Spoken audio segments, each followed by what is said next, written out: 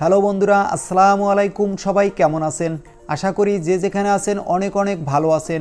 বন্ধুরা, আজকে ভিডিওতে আমরা কথা বলবো Oppo F21 Pro এই ফোনটি নিয়ে। এই ফোনটির মূল হাইলাইটেড বিষয় হচ্ছে এই ফোনটিতে থাকতে যাচ্ছে মিডিয়াটেকের ডায়মেনসিটি 900 প্রসেসর, আরও থাকতে যাচ্ছে ফুল এইচডি প্লাস রেজুলেশনের 90 হার্জের সুপার অ্যামোলেড ডিসপ্লে এবং 65 ওয়াটের একটি ফাস্ট চার্জার। আর আজকে ভিডিওতে আমরা কথা বলবো এই ফোনটির ফুল ডিটেলস নিয়ে। এই ফোনটিতে কি কি স্পেসিফিকেশন রাখা হয়েছে, এই ফোনটির প্রাইস বাংলাদেশ এবং ইন্ডিয়ার মার্কেটে কত হতে পারে, এই ফোনটি কবে লঞ্চ হবে, এছাড়া জানাবো প্রাইস অনুযায়ী ফোনটা আপনার জন্য কতটা ভ্যালু ফর মানি প্রোভাইড করা ফোন হতে যাচ্ছে।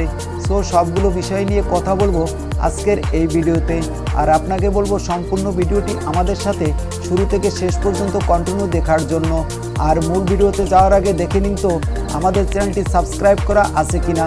যদি না থাকে তাহলে অবশ্যই চ্যানেলটি সাবস্ক্রাইব করে পাশে থাকা বেল আইকনটি প্রেস করে রাখবেন, যাতে করে আমাদের পরবর্তী কোনো ভিডিও মিস না হয়ে যায়। চলুন তাহলে শুরু করা যাক আজকের ভিডিও।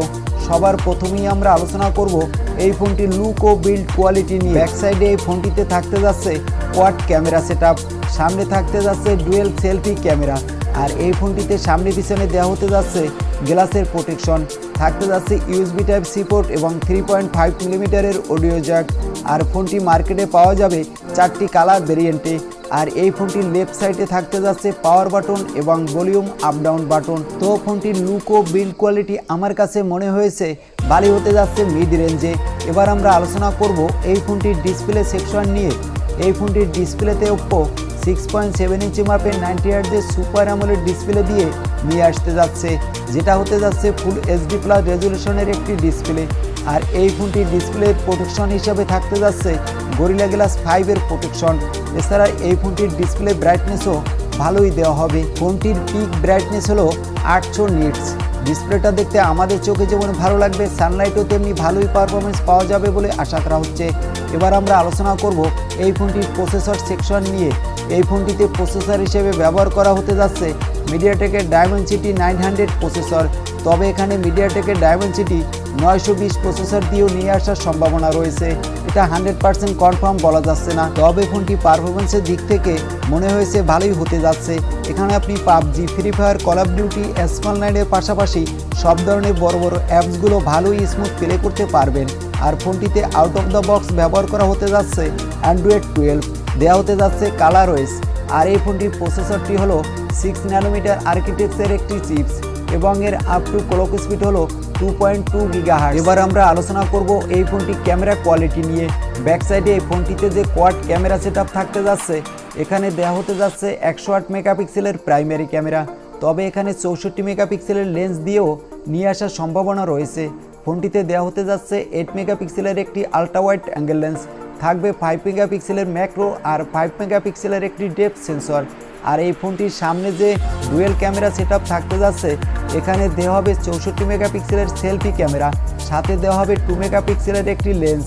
ব্যাক সাইডে ক্যামেরা দিয়ে আপনি 4K রেজুলেশনে ভিডিও রেকর্ড করতে পারবেন এবং সামনে ক্যামেরা দিয়েও ফুল এইচডি প্লাস রেজুলেশনে ভিডিও রেকর্ড করতে পারবেন। এছাড়া এখানে দেওয়া হতে যাচ্ছে সুপার নাইটোস্কোপ মোড, পেয়ে যাবেন super slow motion video record করার সাপোর্ট এবং সুপার ম্যাক্রো শট মোড। তো ফোনটির ক্যামেরা কোয়ালিটিও আমার কাছে মনে হয়েছে ভালোই হতে যাচ্ছে। আর এই ফোনটির সামনে পিছনে দেওয়া হতে যাচ্ছে ওআইএস, যাতে করে আপনি নড়াচড়া করা অবস্থায়ও ভালোই স্টপ ক্লিক ভিডিও রেকর্ড করতে পারবেন। এবার আমরা আলোচনা করব এই ফোনটির ব্যাটারি সেকশন নিয়ে। এই ফোনটিতে ব্যাটারি হিসেবে ব্যবহার করা হয়েছে 4500 mAh এর ব্যাটারি এবং বক্সে প্রোভাইড করা হবে 65 ওয়াটের একটি ফাস্ট চার্জার। এবার আসা যাক এই ফোনটির প্রাইস কত হতে পারে এই নিয়ে। এই ফোনটির প্রাইস হবে ইন্ডিয়ান রুপিতে আশা করা হচ্ছে 16 থেকে 17,000 রুপির আশেপাশে, যেটা বাংলাদেশে মার্কেটে পাওয়া যাবে 25 থেকে 26,000 টাকায়। এই ফোনটি বেস ভেরিয়েন্টের প্রাইস হিসাবে এই ফোনটি মার্কেটে পাওয়া যাবে 3টি র্যাম রম ভেরিয়েন্টে, যার বেস ভেরিয়েন্ট শুরু হতে যাচ্ছে 6128 জিবি আর টপ ভেরিয়েন্ট হবে 8256 জিবি। এই ফোনটি 2022 সালের মার্চ মাসে আমাদের মাঝে নিয়ে আসতে যাচ্ছে Oppo। তবে তার আগে বাংলাদেশের মার্কেটে আনঅফিসিয়ালভাবে আমরা ফোনটি পেয়ে যাব। আর এই ছিল আজকের ভিডিওটি কেমন লাগলো তা অবশ্যই কমেন্ট করে জানাতে ভুলবেন না। আর ভিডিও ভালো লাগলে একটি লাইক করে দিবেন এবং আমাদের চ্যানেলে নতুন হলে সাবস্ক্রাইব করে পাশে থাকা বেল আইকনটি প্রেস করে রাখবেন।